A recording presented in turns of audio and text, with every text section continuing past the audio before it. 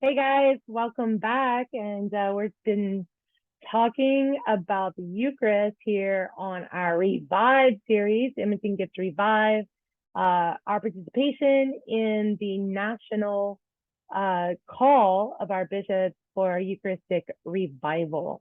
And so I hope you've enjoyed the previous videos. If you haven't seen them yet, please follow Imaging Gifts on social media, Facebook, YouTube, Twitter, Instagram, and you can see those previous videos.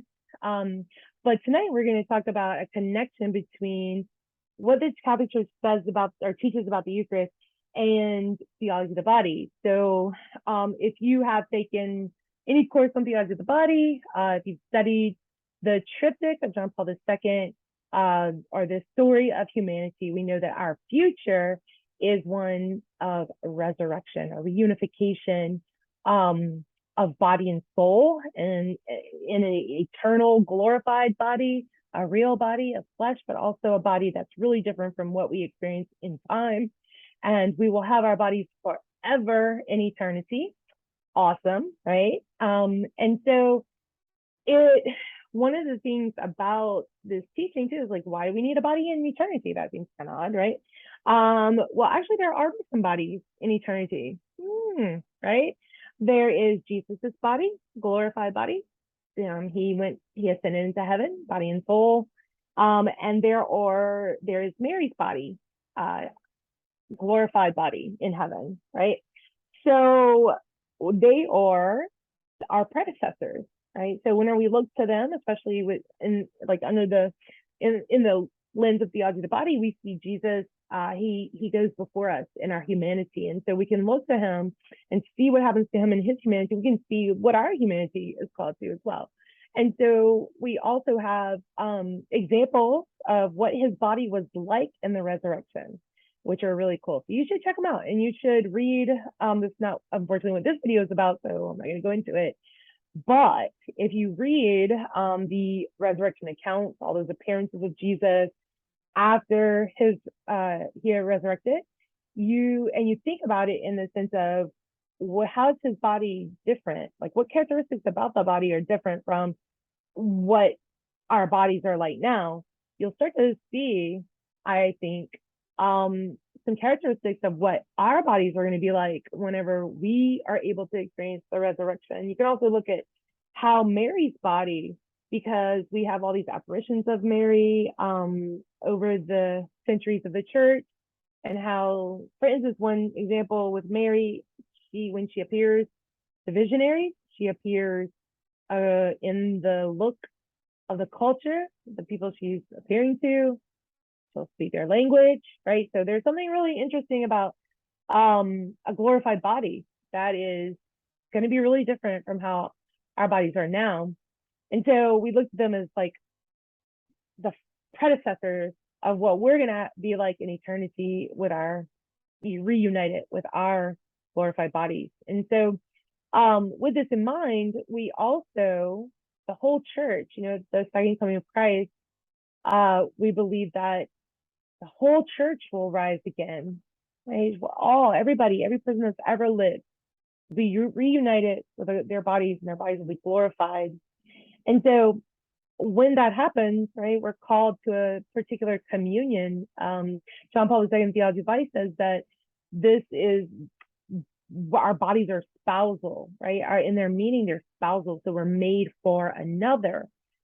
Particularly in the resurrection, we are made for God, right? That's who we're made for. That's why we are embodied, and we will be again one flesh with Christ. Christ, who still has his body, glorified body, right? And we will be glorified bodies. The whole church, the bride, will then be united to Christ the groom, right? And so everything John Paul explains in the second part of the triptych, well, the first part, when he talks about the two persons, right? And then the second part, marriage, right, is an image of what we will be in eternity. And what we will be is a spouse. That's what we'll be, because the church, and we are the body of Christ. All the baptized are the body of Christ, and we're going to be united to Christ in this one flesh kind of unity. Now, don't think of it sexually, because we only made that mistake, because Christ also said there's no marriage in heaven. Ooh, take my class on image and gifts. We'll talk more about that and why that is an awesome thing and not a bad thing.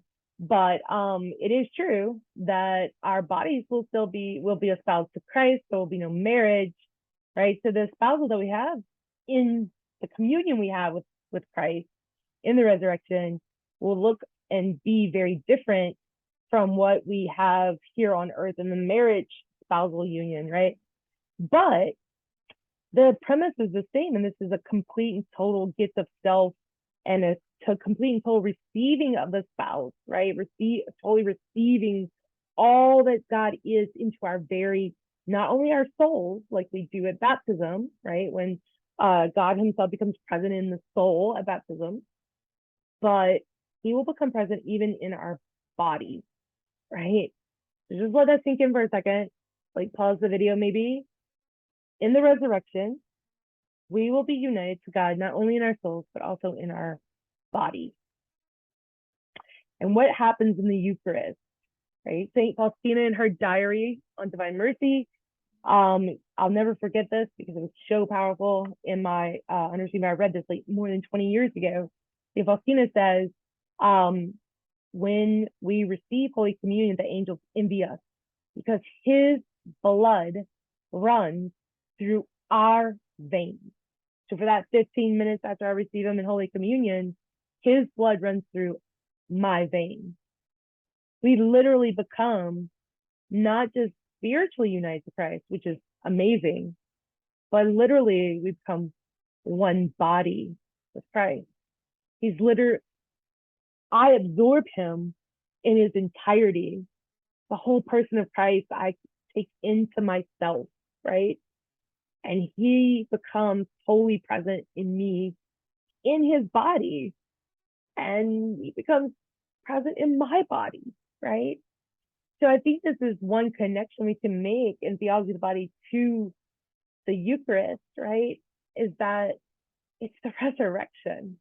That 15 minutes after we receive Christ in the Eucharist, every time we go to Mass, we are experiencing our future. We are experiencing the union with Christ that we're going to have forever in eternity. And that's completely mind-blowing, right? All right, so that's it for now. Please tune in next time for our next part of the Revive series. And please follow Image and Gifts on social media. Like us on Facebook, Instagram, follow us on Instagram, Twitter, and YouTube. And we'll see you next time for Revive. Bye, y'all.